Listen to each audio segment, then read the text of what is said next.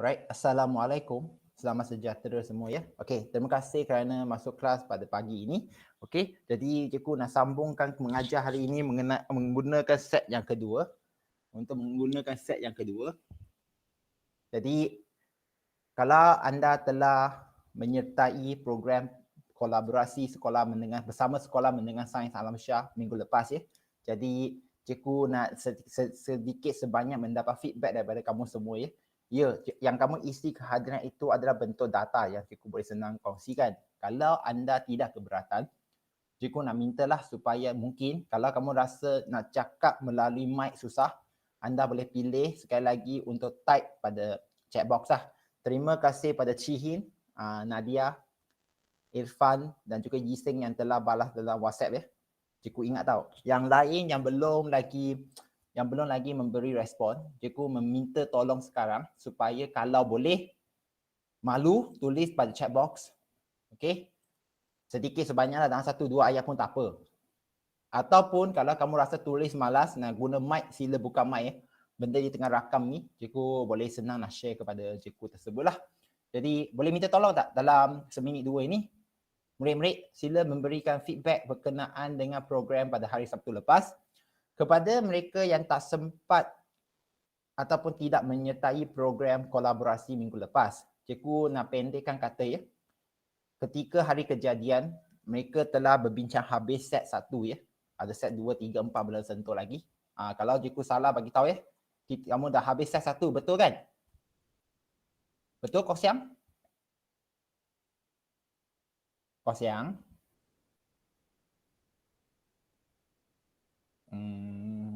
Kok Siang buat apa tu ya? Bukan, okey.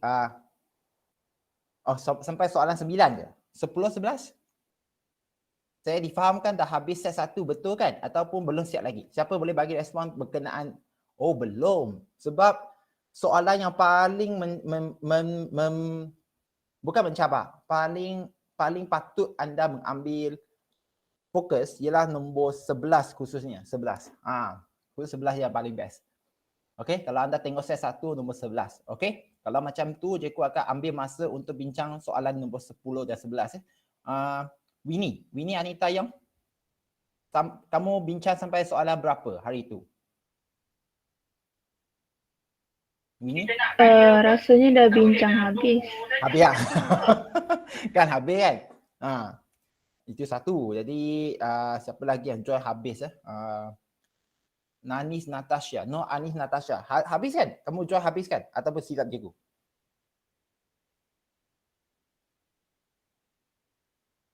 Okey, yang lain? Seminit dua ini.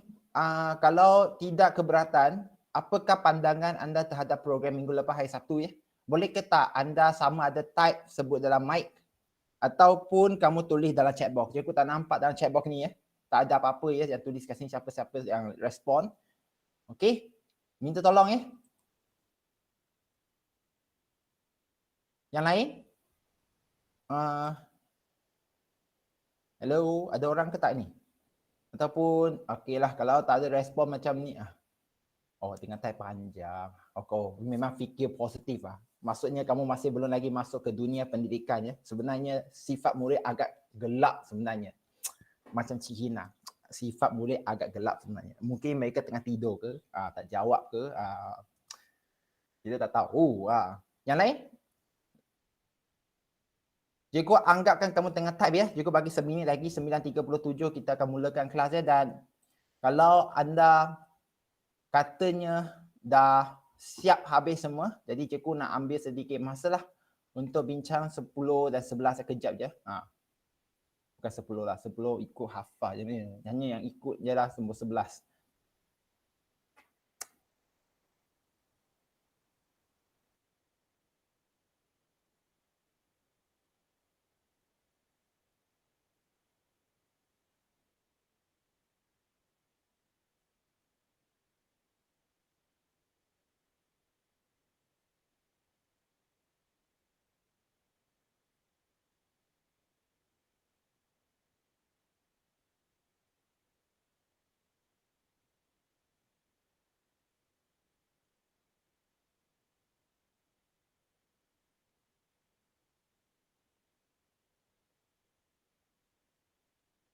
Terima kasih Nakiato Aileen Kamila, Alia Najiha. Nah kan, jadi sekali lagi apa yang cikgu fikir itu betul lah. Bukan ramai yang sebenarnya respon, ada 3-4 saja daripada yang semua. Jadi tak apa. Jadi kita harap yang lain yang tak respon tersebut mungkin cikgu berprasangka buruk ataupun sebenarnya kamu memang tengah type panjang. Tak apa, cikgu bagikan masa kamu sampai habis kelas hari ini. Okey, terima kasih yang respon dah. Siti Nadia, Fatino Atira. Allah, kesiannya Yonggi dan Yiseng dapat kumpulan yang macam itulah. Cikgu pun salah faham pun. Ataupun sebenarnya Yonggi fikir saya positif lah. Mungkin kamu perempuan, kan mereka sekolah lelaki kan. Jadi mereka pemalu lah sikit. Pemalu sikit nak sembang ke ataupun bincang dengan kamu lah. Okey? Jadi fikir positif lah. Wah, Shihui dapat layanan yang lain sangat daripada Yonggi ya. Okey, bagus-bagus. Tapi tak apalah. Jadi kita tengok nanti masa akan datang. Sebab kalaulah ada peluang, mungkin kamu akan dijemput untuk set 3 dan set 4 lah. Kita tak tahu lagi. Kita tak tahu masa depan macam mana. Okey. Jadi itu daripada cikgu berkenaan dengan program minggu lepas dan cikgu betul-betul berharap supaya anda menikmatilah masa bersama dengan murid-murid dari sekolah lain dan berkenalan dengan mereka ya. Kalau yang tak dapat nombor telefon mereka lagi baguslah. Tahniah ya.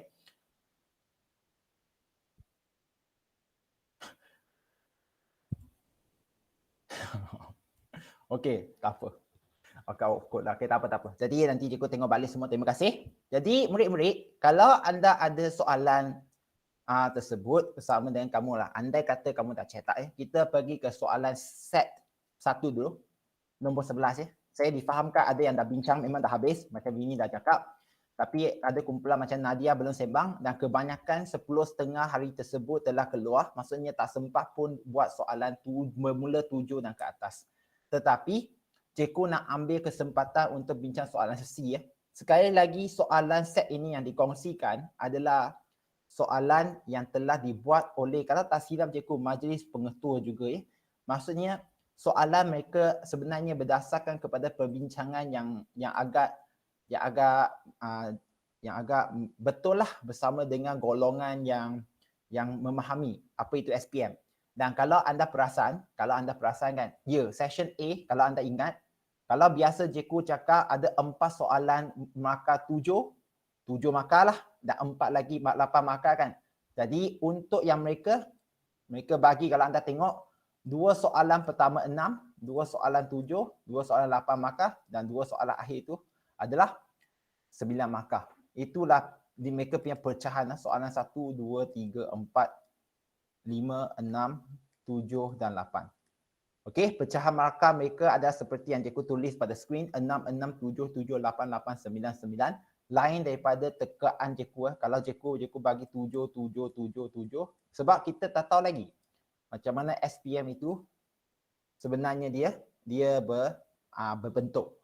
Dan kalau kamu buat betul-betul soalan itu, yang soalan 7 dengan 8 khususnya, dia memang aras kebat yang tinggi. Khususnya kita pergi ke bahagian C. Bahagian B pula, kalau anda tengok ada 2 soalan. Kamu pilih satu.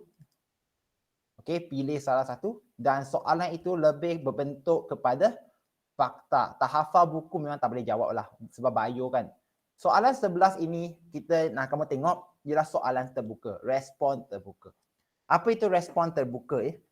Maksud dia, jawapan dia tidak akan mengkhusus kepada soalan. Maksudnya soalan dia tidak akan memberikan kamu satu arah tuju secara langsung apa jawapan yang kamu perlu tulis. Okey? Jadi kalau anda tengok dalam gambar raja nombor 11A. Okey, 11A. Ya. Kalau kamu bacalah, Raja 11.1 menunjukkan sejenis produk perubatan yang dihasilkan secara bioteknologi. Okey, terangkan bagaimana mikroorganisma digunakan dalam penghasilan produk perubatan yang ditunjukkan dalam Raja 11.1. Jadi murid-murid, pertama, ya, kamu telah belajar kegunaan mikroorganisma. Bab apa yang kamu belajar? Siapa boleh sebut kegunaan mikroorganisma. Siapa nak jawab soalan ini?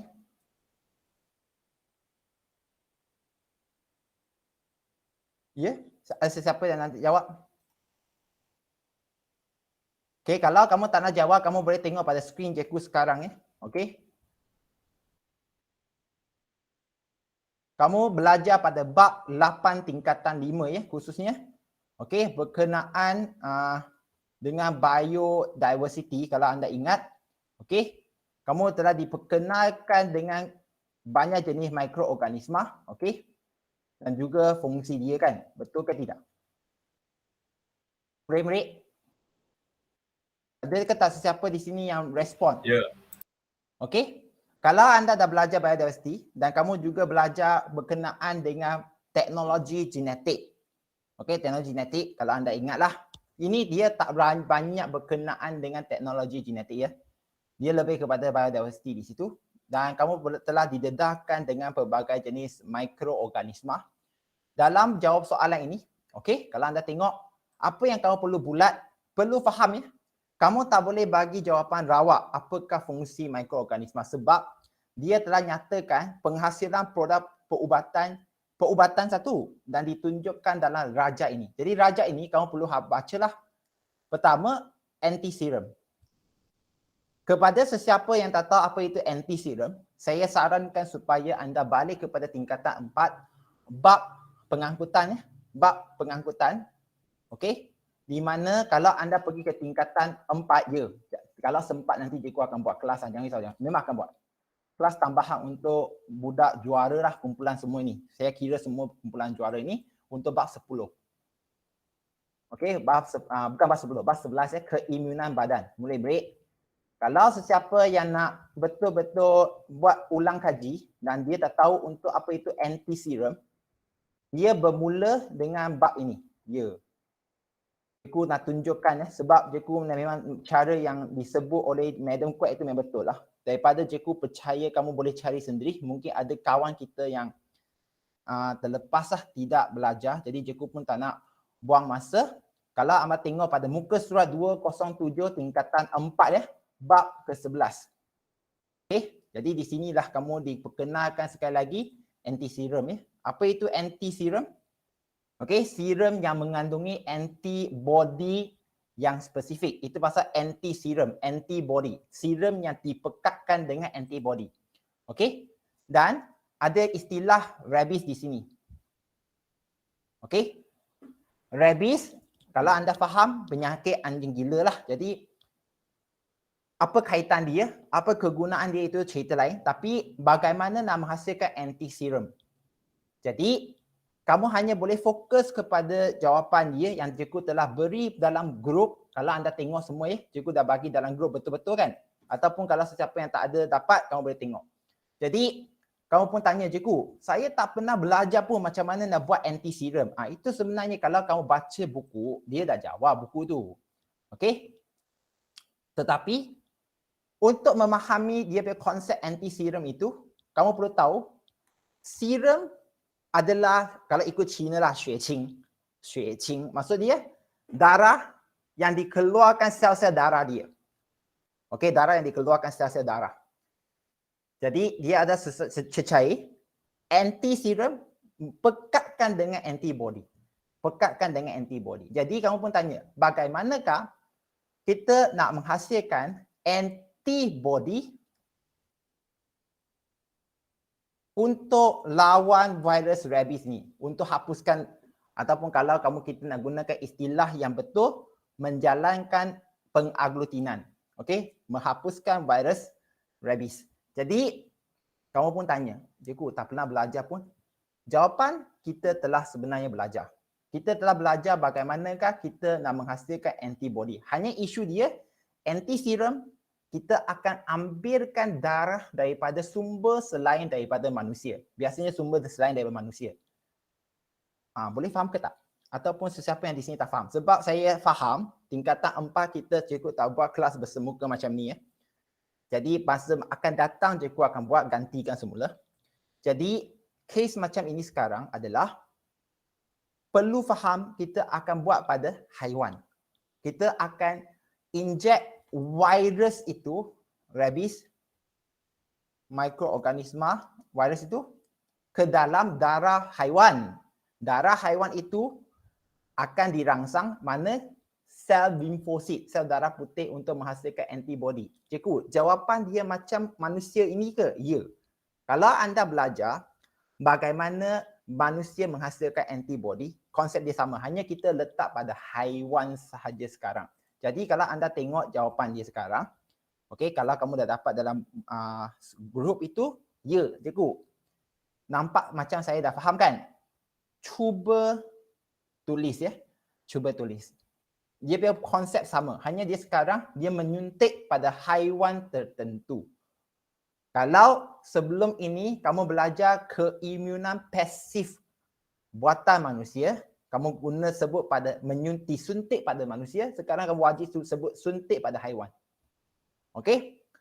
Jadi apabila rabies, kalau kamu tak buat apa itu rabies, kamu nak sebut patogen yang boleh menyebabkan sakit, suntik ke dalam haiwan pun terima je. Jadi seterusnya jawapan dia sama, sel darah putih ataupun lebih khusus limfosit B dirangsang untuk menghasilkan antibody.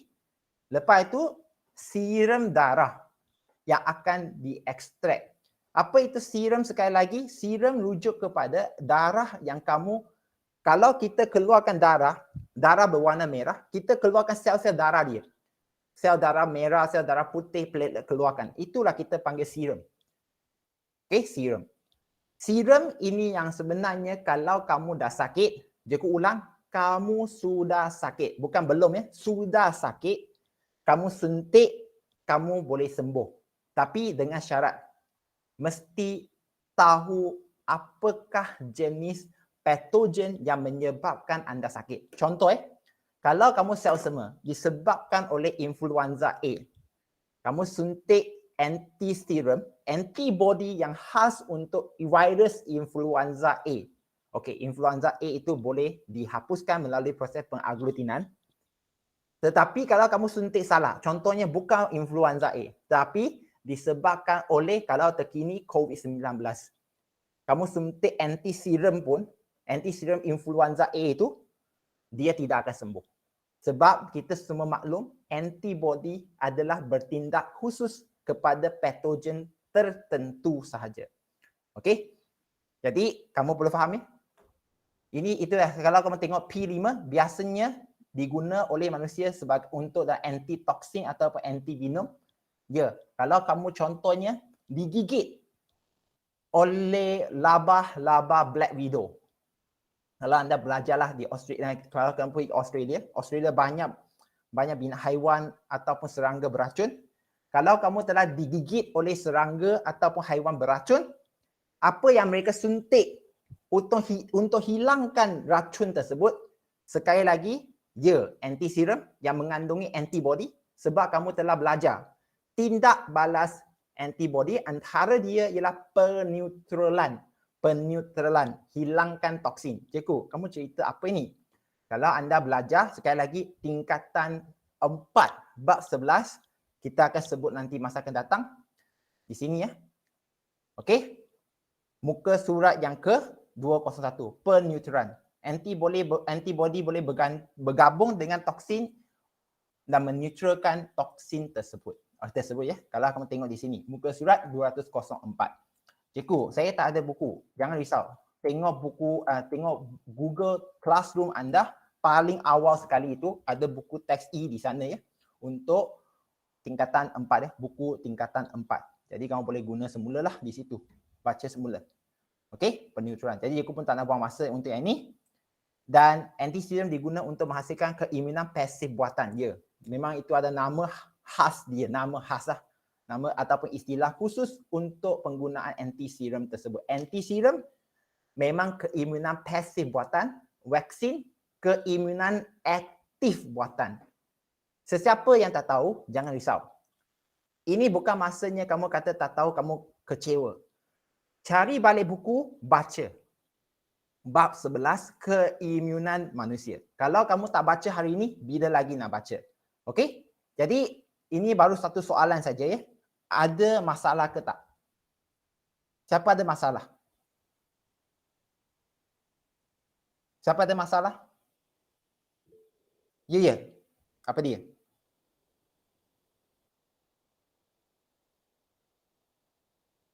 Ya, saya tunggu ni. Apa? Kalau dia Ya, kalau dia tak jawab semua poin, ini antara soalan yang biasa murid tanya. Cikgu, soalan ini 5 markah. Okey, 5 markah. Kalau saya jawab tidak mengikut susunan yang ada. Satu tidak mengikut susunan yang ada. Contoh saya mula dengan P6 dulu. P6 anti-serum merujuk kepada keimunan pasif buatan. Dapat markah ke tak? Jawapan ya. Tak ikut susunan, ya. Jangan risau, bagi markah. Kedua, cikgu, kalau sini ada P1 hingga P6, saya hanya mampu tulis 3 P saja. Maksudnya mungkin P1, P6, biasa pelajar jawab inilah. Cikgu bilang jawapan ini dah lazim, cikgu tanda ini. Dan satu lagi ialah P3. Biasanya murid akan jawab.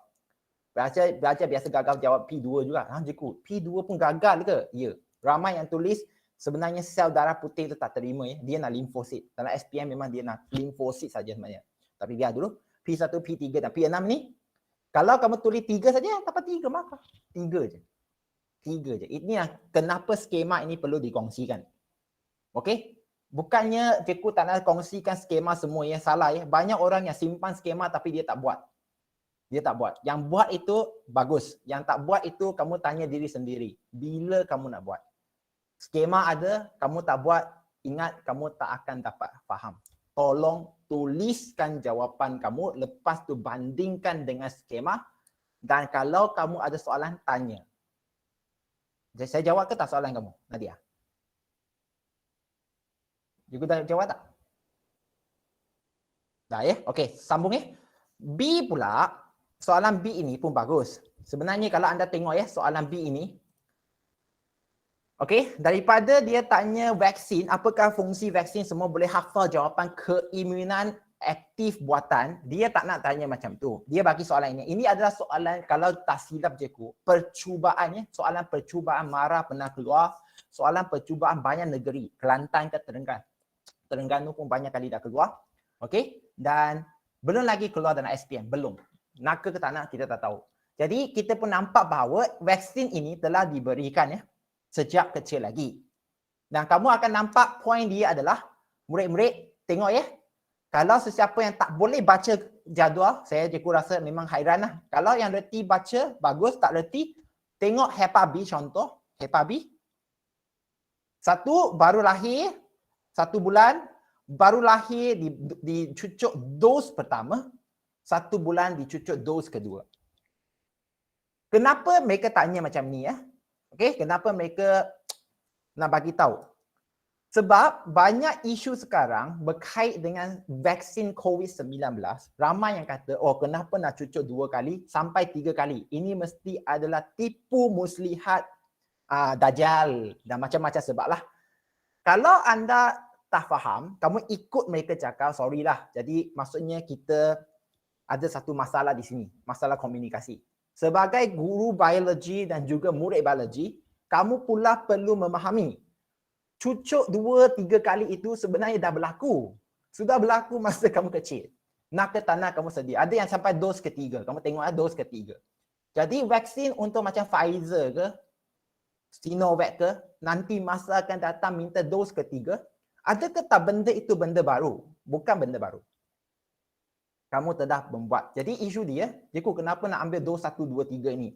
Ini pun kalau kamu buat ulang kaji, bab 11 keimunan ini, ya, kamu telah diajar tau. Sebenarnya kamu belum diajar, cikgu faham. Tapi kalau tengok muka surat 208, siapa yang sekali lagi nak buat ulang kaji dan tak tahu, kamu tulis di situ, bab 11, tingkatan 4, 20. Tulis di situ, nanti kamu senang buat rujukan balik, 208. Okey, kamu akan nampak dia cucuk 2 kali. Kenapa perlu cucuk 3 kali? Konsep pun sama. Booster, nama dia booster. Suntikan kedua ini. Dalam BM kita panggil dia booster, Booster. Kita panggil apa yang kali kedua itu? Jap. English booster. Dos penggalak. Penggalak je, dos penggalak. Terima kasih. Dos penggalak. Jadi itu dos penggalak tau. Jadi kamu ditanya, berdasarkan jadual 11.1 terangkan mengapa setiap ibu bapa mesti mematuhi rancangan pengimunan di atas. Dia tak tanya kamu kenapa perlu injek 2 kali, tetapi dia tanya secara sama perlu mematuhi rancangan keimunan di atas. Jadi konsep dia jatuh kepada murid-murid. Jawapan dia jatuh kepada apa? Kalau anda tengok muka surat 208 ni, aras keimunan. Sesiapa yang baru belajar, kamu perlu ingat ada satu statement yang menyatakan aras keimunan. Maksud dia, kalau kita injek dos pertama, virus contohnya COVID-19 lah, virus COVID-19. Dalam Sinovac ada virus yang telah aktif, mungkin mati ataupun lemah, masuk. Virus COVID-19 akan merangsang limfosit menghasilkan antibody untuk COVID-19. Settle. Tetapi, kepekatan antibody dalam darah itu tidak mencapai satu paras selamat. Cikgu guna istilah paras selamat. Apa itu paras selamat ini? Maksudnya, boleh melindungi kamu daripada jangkitan virus COVID-19. Dia mesti melepas satu paras selamat. Nama khas itu panggil aras keimunan. Maksud dia mesti sampai satu kepekatan tertentu. Jadi untuk capai ke aras keimunan ataupun paras selamat itu, kamu perlu injek kali kedua untuk supaya sel limfosit itu dirangsangkan, hasilkan lebih banyak. Sampailah dia capai aras keimunan. Benda ini penting sebab macam kamu, kamu telah injek untuk virus Hepa B punya vaksin. Virus hepatitis B. Apa itu hepatitis B ya? B singkatnya. Virus itu kalau telah dijangkit, kamu tak akan mati terus. Tetapi virus itu menjanjikan kamu masa akan datang, kamu akan rosak hati, liver malfunction. Sebab akan menyebabkan kanser hati. Liver cancer. Cikgu, saya dah cucuk mah. Perlu ingat, kamu cucuk bila? Masa kecil. Kalau kamu tengok kecil, sampai 5 bulan dos 3. Dos 3. Tetapi, lepas itu, kamu dah tak ambil hairan. Untuk pengetahuan semua, sebelum kamu masuk universiti ke, pergi ke belajar politeknik, ketika anda umur 20, disarankan untuk pergi ke klinik ataupun hospital, buat ujian darah, keluarkan darah, cek antibody untuk Hepa B itu masih ada ke tidak.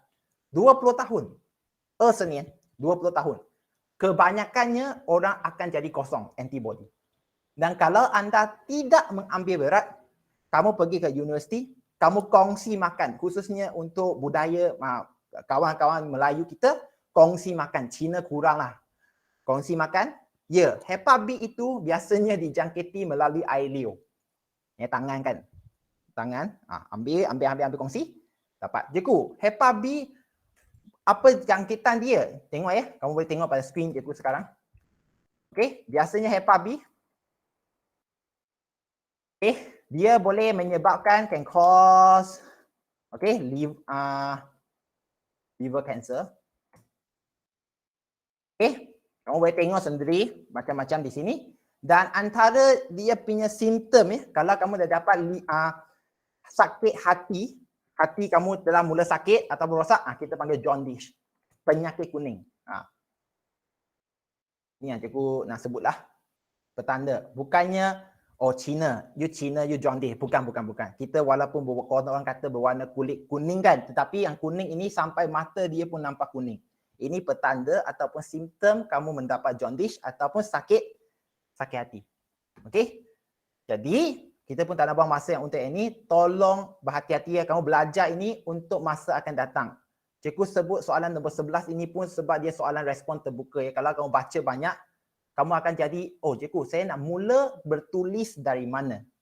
Jadi, jawapan telah diberikan di sini. Kalau anda tengok, cikgu pun tak nak buang masa. Kalau anda tengok di atas ini, kalau anda betul-betul baca Sebenarnya jawapan dia pun tak lari. Dia merupakan keimunan aktif buatan. Biasanya murid akan cakap P5 lah. Memula dengan P5. Tapi ada murid yang critical.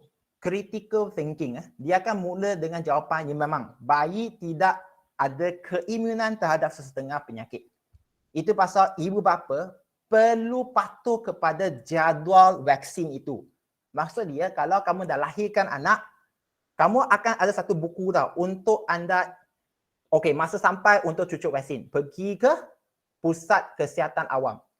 Siapa yang lahirkan anak di swasta, mungkin kamu tak ada benda macam ni tau. Kamu perlu sendiri alert. Tapi untuk hospital kerajaan, kamu ada satu buku bayi itu, di situ ada satu carta. Oh, sampai masa pergi injek. Mereka perlu buat catatan tanda tangan doktor ataupun jururawat. Jadi, yang critical thinking dia akan jawab, ya, bayi tiada keimunan. Dan kalau dia tidak ikut keimunan positif, semula jadi bayi akan merosot. Okey, dia tahu. Jadi bayi perlu disuntik dengan vaksin. Vaksin mengandungi antigen yang mati atau lemah untuk memperoleh keimunan aktif buatan. Dan seterusnya, semua itu adalah ikut kepada konsep saja. Dan jawapan dia kamu pun dah tahu. Kamu perlu jawab dos pertama ialah apa? Dos kedua ialah dos penggalak, iaitu booster. Dan kalau kamu siapa nak jawab untuk dos 3 itu pun boleh dapat markah ulangan untuk P9 lah sebenarnya. Merangsangkan penghasilan antibody yang lebih cepat dan lagi banyak untuk mencapai aras keimunan. Untuk mencapai tahap keimunan ataupun aras keimunan. Itu yang kata cikgu cakap nama khas ya, tahap keimunan di sini.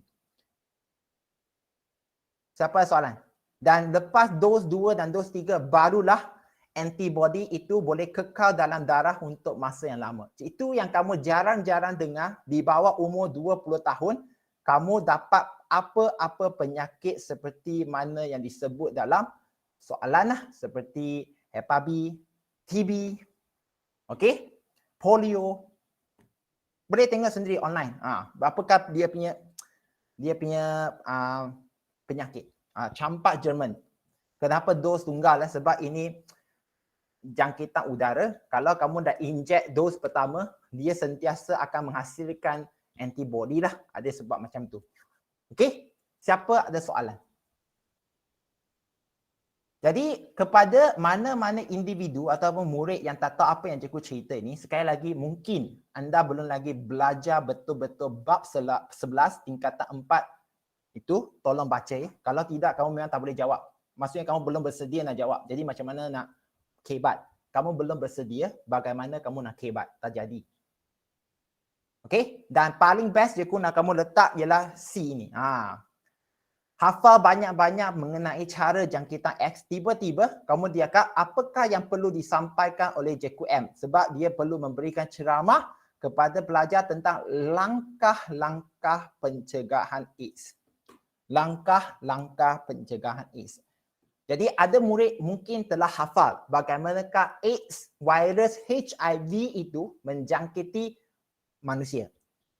Jadi dia pun jawab, sebenarnya salah. Dia memang nak langkah-langkah pencegahan AIDS kepada sasaran dia murid.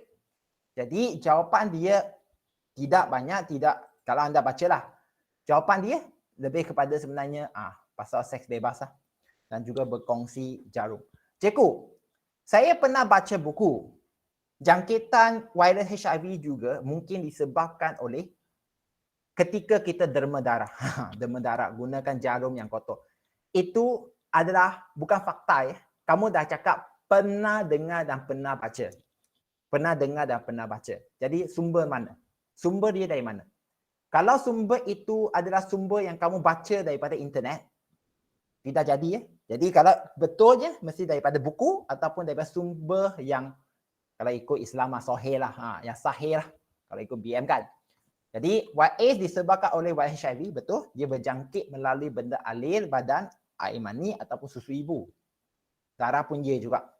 Jadi murid-murid perlu menjauhi hubungan seks bebas.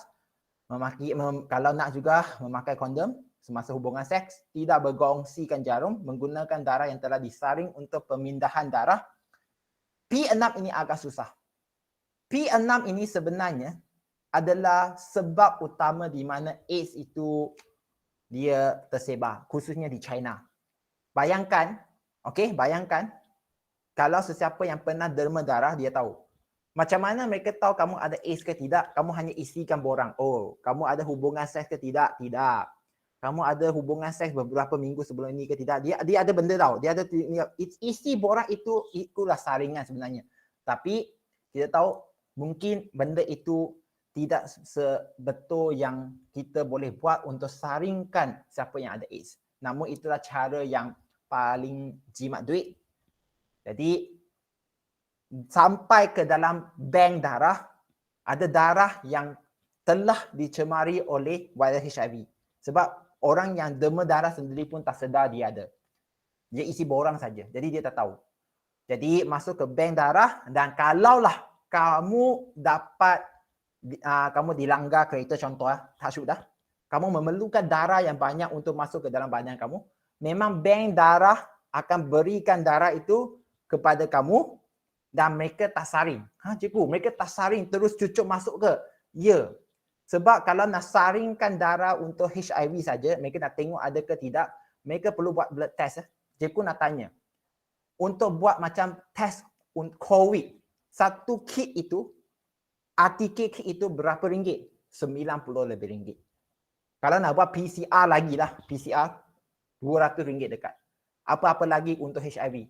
Dan masa itu tengah masa genting, kalau mereka nak cekkan setiap bungkus darah yang nak masuk badan kamu, memang sorry lah. Melainkan kalau kamu ialah VVIP lah. VVIP. Perdana Menteri ke contoh. Okey? Jadi itu antara sebab dia dan ibu pengidap HIV tidak boleh menyusu bayinya dengan susu badan. Siapa ada soalan?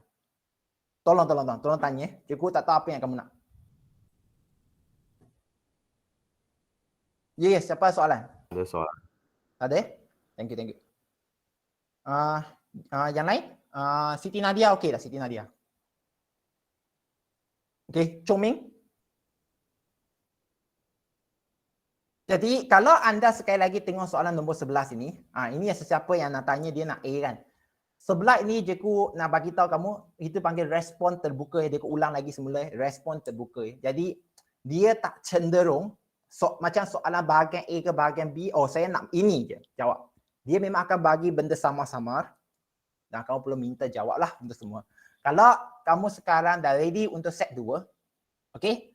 Cikgu nak masuk set 2 Cikgu nak tanya dulu, siapa yang ada isu untuk set yang pertama? Jawapan set pertama.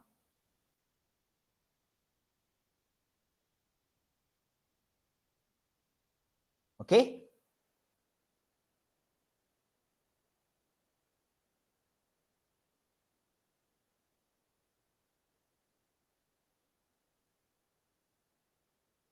Kalau AIDS itu memang akan berjangkit lah kan? Ya. Jadi dia berjangkit melalui apa? Dan jawab soalan dia dah jawab. Air mani, darah. Kalau ikut ke air liur dia tak jadi ya. Kalau anda baca itu akan terpentingnya anda ikut jawapan dia. Kalau kamu tengok sini, dia tak nyatakan air liur. Tapi dia sebut benda alih badan lah. Ini yang menjadi isu kita semua. Itu pasal kalau anda faham kawan kamu ada AIDS lah, contohlah. Biasanya kalau kawan kamu sudah ada AIDS lah, dia bukan virus HIV positif lah. HIV positif tidak bermaksud dia ada penyakit AIDS lah. Dia mungkin akan ada penyakit AIDS masa akan datang. Dia belum lagi ada. Jadi orang yang berjangkit ada AIDS itu, biasanya kamu tak akan jumpa mereka dah sebab mereka dah AIDS. Mereka punya keimunan badan itu dah lemah. Mereka dah mula sakit demam yang tak sembuh, sakit batuk yang tak sembuh, sel semua yang tak sembuh, macam-macam penyakit. Jadi, cikgu ulang ya, dia memang berjangkit. Tapi biasanya kalau kamu nak jumpa pesakit AIDS itu, jarang. Mereka dah duduk kat tempat yang memang sanitize selalulah, tunggu masa sampai je. Tetapi kalau kawan kamu ada HIV positif, virus HIV dalam darah, cerita lain boleh berjangkit ke tak? Jawapan dia boleh. Tetapi kongsi makan, ini yang menjadi isu. Kongsi makan boleh dapat ke tak virus HIV? Jawapan tidak. Okey, tidak. Sebab dia tidak akan menjangkit melalui peluh ke atau sel tangan. Dia mesti ada benda alih, darah, air mani dan juga apa panggil itu? Air mani, darah. Yang penting biasanya air mani, darah dan benda alir lah. Yang satu lagi kalau ikut di sini, ialah susu ibu. Memang kata kena lah. Jadi kalau kamu percaya dengan benda ini, fakta sains menyatakan macam tu, memang kongsi apa-apa, dia tak akan tiba-tiba dijangkiti lah. Melainkan kalau kawan-kawan kamu yang ada HIV positif, jahat, dia potong tangan dia biar ada darah, macam cari cikgu, ada darah ini, letak sikit dalam nasi kamu, kamu makan lah. Itu cerita lain lah, cerita lain. Okey, boleh faham lah?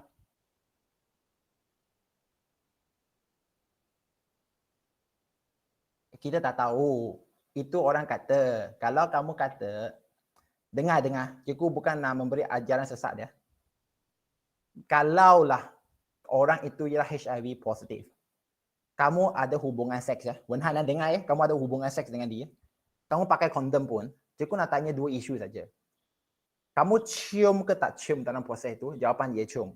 Kita sedia maklum, kita punya gigi mulut kita ada banyak luka terbuka tau. Gusi mungkin berdarah. Kita tak tahu. Jadi akan ada percampuran ataupun kamu akan dapat ke tak benda alir badan ataupun darah? Jawapan dia ada ya. Jadi benda itu sebenarnya terbuka tau, terbuka. Tetapi kalau kamu setakat nak nyatakan kawan kamu yang HIV positif tu dia bersin haji. Okey? Ikut penyelidikan nyata, virus HIV ya ada benda alir itu tengah terbang. Dalam beberapa saat virus itu akan mati apabila terdedah kepada udara. Baca online ada. Dia memang ada penyelidikan kat situ. Jadi kamu perlu faham ya, sains memberitahu kamu apa yang sebenarnya benar, apa yang sebenarnya salah. Contohnya COVID-19, apa itu close contact? Close contact bukannya kamu sentuh, close contact ya. Dia ada istilah dia. Mesti ada satu masa, tempoh masa kalau tak silap cikgu lebih daripada 15 minit berdekatan di dekat 1 meter. Itu sebenarnya panggil close contact. Kalau sentuh macam itu, sentuh kulit ke kulit itu panggil close contact. Tapi kalau kamu tidak bersentuhan berdekatan 1 meter, maksudnya dalam seminit saja, itu bukan close contact. Itu bukan close contact. Dia itu pasal istilah itu kita kadang-kadang perlu betul ya. Kita nyatakan, kita perlu faham maksud dia. Biar aja. Jadi kita pergi ke soalan yang seterusnya. Set kedua. Okey, murid-murid, adakah tak anda dah buat untuk set 2?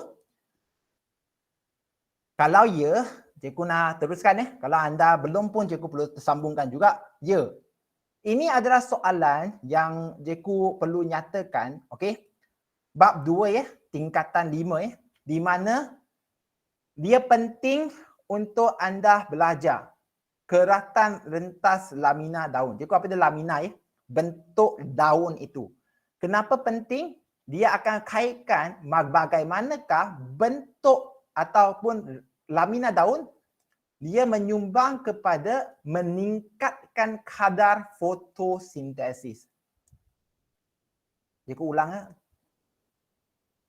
Siapa yang tak belajar lagi, sekali lagi tengok balik nota bab 2 tingkatan 5. Okey, di situlah kamu akan belajar fotosintesis.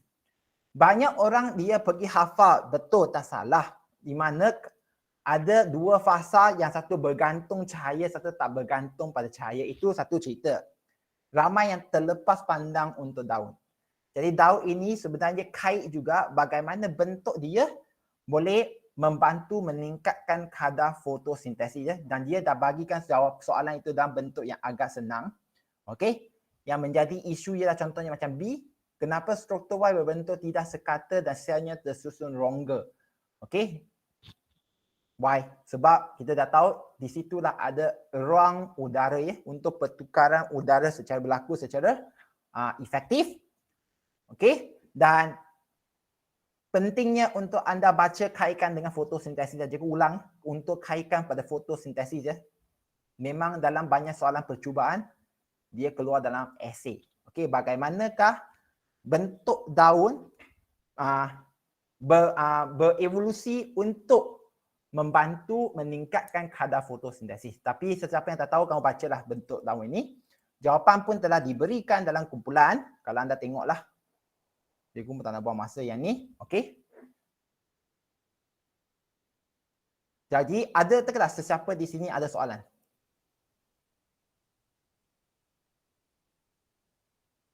Yes, siapa ada soalan untuk yang ni? Boleh je ku rata-rata tahu tak siapa yang belum buat set 2 ni? Wenhan. Wenhan okey ke tak Wenhan? Wenhan? Yes. Ada buat ke tak set 1 set 2 ni? Tak buat Sorry? lagi kan? Ada buat ke tak buat? Have you done set 1 and set 2 for this, for the questions given last week? Allah. Jonathan. Okey, tak apa. Bila nak buat kan? Baik. Tak apa. Jadi, tak apa. Semua memandangkan kamu akan buka sekolah nanti. Nanti datang sekolah. Minggu pertama, jangan lupa ya. Kamu ialah hantar kerja pada cikgu saja. Cikgu nak tanda ke, cikgu tak nak tanda, itu cikgu punya hal. Yang penting kamu hantar je. Banyak kamu hutang saya. Kita akan nanti tengoklah. Sebab masa itu pun, masa sekolah, kamu akan terus pergi ke fasa peperiksaan percubaan ya. Good luck to all of you. Good luck ya. Okey, jadi kita sambung sekarang. Tak nak buang masa, kita sambung. Kalau anda tengok pada soalan bahagian A, okey, biasanya 1, 2, 3 itu dia bermula dengan soalan fasa untuk hafal saja. Lebih kepada hafal dan muntah keluarlah. Jadi untuk yang ini, nombor 2, cikgu pun dah pernah bagi dalam peperiksaan tahun lepas pertengahan ya. Tapi ini lebih fokus pada asid lemak, molekul M dan N lah. Dan kalau anda tengok apa beza dia, siapa yang tak tahu, rujuk kepada bab apa, murid-murid? Bab ke apa ini? Tingkatan 4, bab ke-4. Cikgu ulang, tingkatan 4, bab ke-4. Sesiapa yang tengah nak carikan nota ini sekali lagi, daripada kamu terpinga-pinga tak tahu nak buat apa, okey, cikgu memang nak kamu catatkan dia sekali lagi setiap soalan ini, bab apa ya, supaya anda boleh buat ulang kaji sendiri. Sorry ya, cikgu ambil masa sikit untuk ni. Okey, bab 4. Tengok ya, jadi siapa yang cakap tak tahu, cikgu tak tahu nak cakap apa lah. Bab 4, muka surat 78. Muka surat 78. Cikgu dah siap tunjuk dah di sini. Ini ada sedikit sebanyak berkait dengan kimia ya. Kimia. Karbon, sebatian karbon. Karbon compound ya. Okey. Alkane, alkana ya. Dan alkin, alkina. Dia lebih kurang sama di sini. Ada ikatan ganda 2 antara karbon.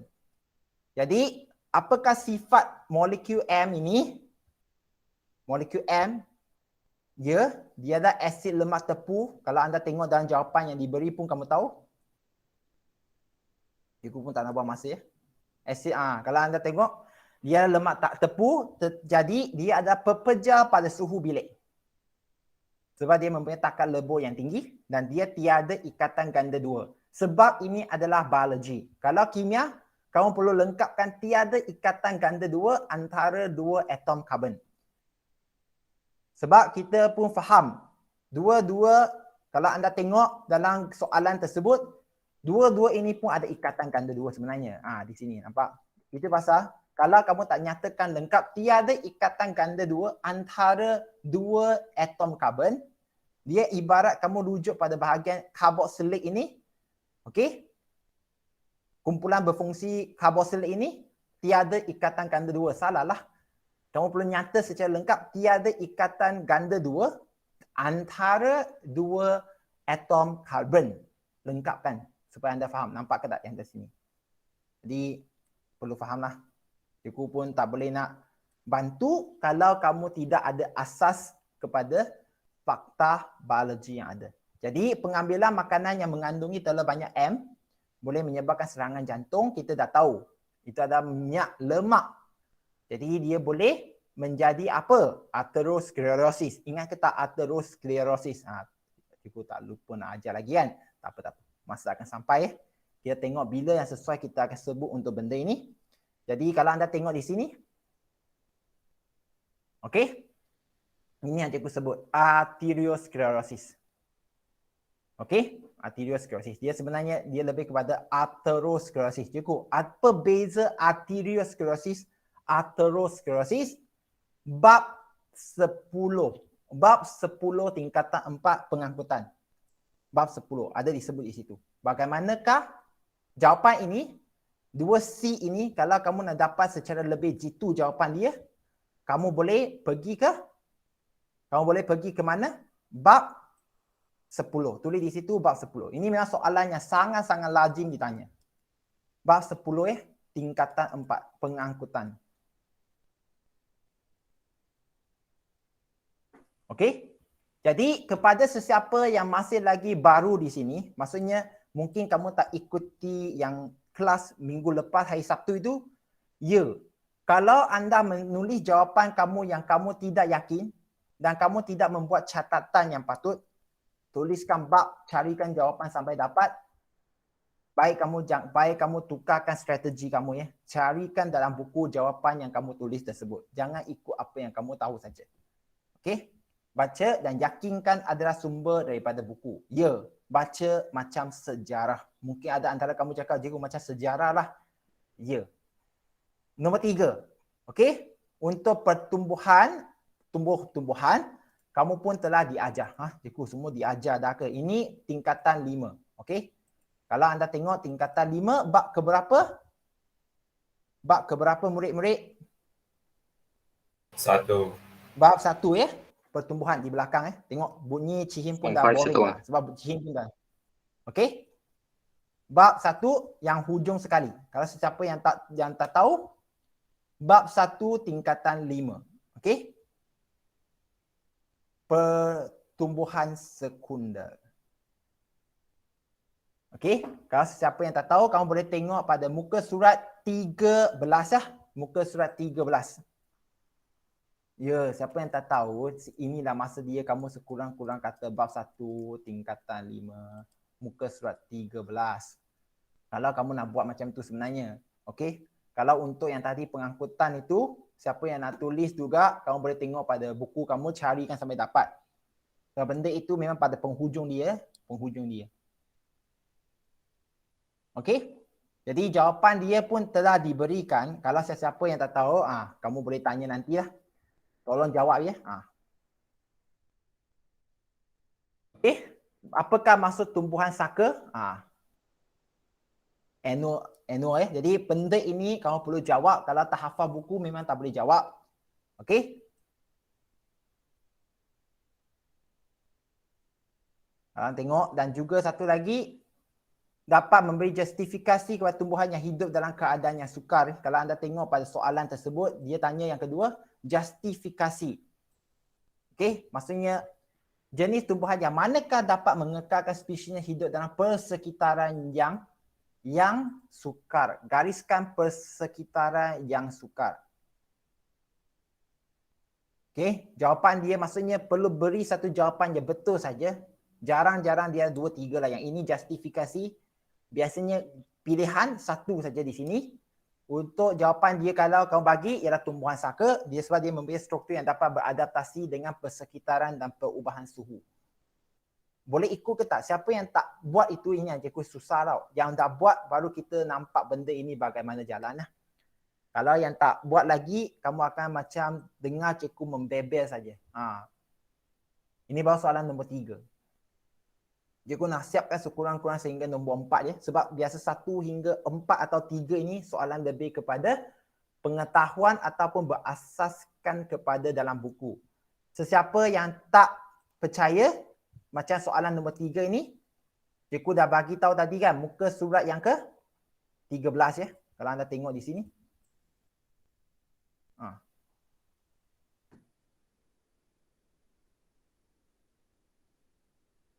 Sekejap. Bukan 13 saja.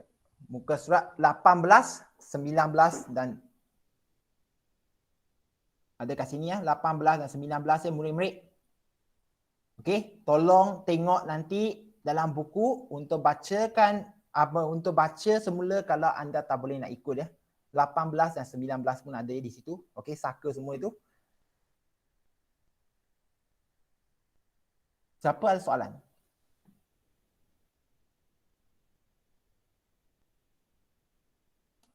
Siapa ada soalan? Kalau ada soalan tanya sebab cikgu tak tahu apa yang kehendak kamu nak sekarang murid-murid. Kita sambung sekarang soalan nombor 4. Okey, nombor 4 ini pun dia ambil gambar daripada satu soalan percubaan, dah biar je lah. Memang tingkatan 4 bab 6 lah pembahagian sel. Jadi dia minta kamu namakan fasa K dan M. K dan M. Jadi kalau kamu tengok, kamu dah belajar, kamu tahu dah susunan dia bagaimana. Maksudnya L itu mungkin kamu tahu profasa. N ini ialah metafasa. K ini anafasa. M ini telofasa. Okey, jadi bagaimana kamu nak isikan jawapan dia? Kalau anda tengok di sini, cikgu pun tak nak buang masa. Okey, kamu boleh terus tulis K ialah anafasa, M ialah telofasa, macam tu je.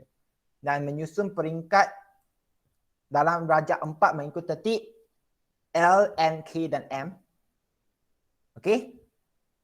Dan apa yang kita perlu kaitkan daripada pembahagian sel ini, okey, dengan ketumbuhan ataupun tumor. Zhongliu, okey, zhongliu ataupun kanser lah, kepermulaan kanser. Jadi kita perlu tahu bahawa tumor ini sebenarnya hasil daripada pembahagian sel yang tidak terkawal.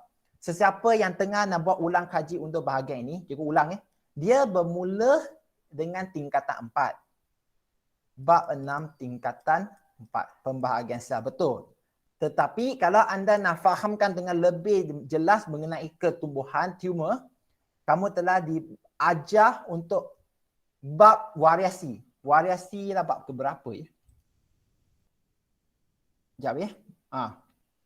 Bab 12 tingkatan 5. Bab 12 tingkatan 5. Variasi ya. Kamu telah diajar menyentuh dengan perkataan mutagen. Mutasi, yang menyebabkan mutasi. Di situ dia ada menyentuh sedikit berkenaan dengan kanser. Jadi, apakah jenis tumor yang terbentuk di usus beliau? Okey, sel tumor pada bahagian usus pada darah, terangkan bagaimana tumor tersebut terbentuk.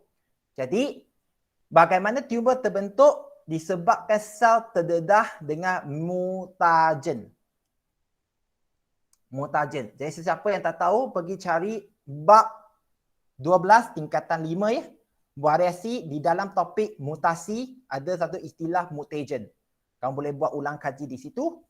Dan kalau kamu tengok jawapan, okey, dia disebabkan oleh bahan karsinogenik. Sebenarnya mutagen pun diterima ya. Memang diterima. Karsinogenik yang menyebabkan kanser pun terima.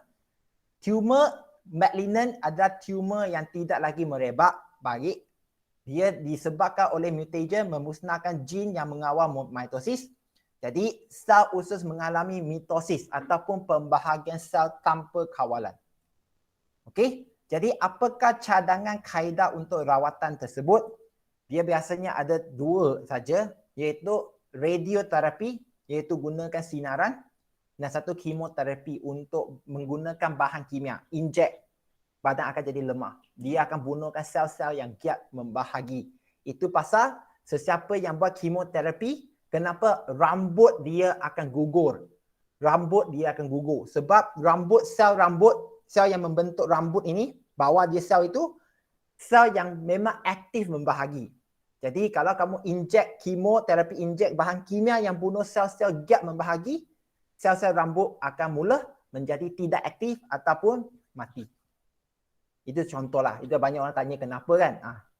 Radioterapi pula dia akan gunakan sinaran radio untuk radioaktif untuk bunuhkan sel-sel, bakarkan sel-sel kanser. Tetapi perlu dengan syarat tumor itu saiz kecil. Kalau tumor dah saiz besar, susahlah nak menjalankan radioterapi juga sebenarnya. Dia nak potong pun susah. Takut potong sel-sel itu masuk ke dalam salur darah, pergi ke tempat lain. Itu jadi isu. Siapa ada soalan? Jadi dari situ kamu akan nampak soalan 1 hingga 4 yang cikgu bincang sebutkan tadi itu, soalan dia agak direct forward. Lain dengan soalan 5 hingga 8. Kalau kamu dah buat, nanti kita akan bincang dengan cepat juga. Besok 5 hingga 8, kalau sempat 9, 10, 11 kita akan tanya semua. Dan siapa yang belum buat, Jonathan ya, tolong buat dia. Cikgu minta tolong buat. Dan paling tidak catatkan bab apa yang kamu dapatkan jawapan. Kalau kamu adalah orang yang kali pertama buat bio lah. Itu je daripada cikgu. Siapa ada soalan? Murid-murid? Tak ada. Tak ada ya? Jadi kalau tak ada, cikgu minta tolong supaya 7 orang lagi itu isikan kehadirannya. Baru 19 orang. Yang lain tolong isi. Dan Buwen, boleh ikut ke lah Buwen? Buwen? Hashika? Hashika boleh ikut Hashika? Hashika? Boleh ya? Program minggu lepas okey ya? Program. Hashika, okey. Okey. Jadi cikgu pun tak nak buang masa semua. Kamu pun tak ada jawapan tadi. Kalau kamu tak boleh ikut juga, tengok balik YouTube lah yang cikgu rakamkan. Besok kita akan sambung untuk set 2 dan cikgu akan bagi jawapan untuk objektif pada hari ini juga. Nanti yang lewat petang sikit deh. Siapa ada soalan? Kalau tak ada, kita nak tamatkan sesi hari ini dah. Tiada soalan. Okey, itu saja daripada cikgu. Terima kasih semua ya. Ya, Alia, ada soalan tak? Kalau tak ada, minta tolong semua sila bukakan kamera.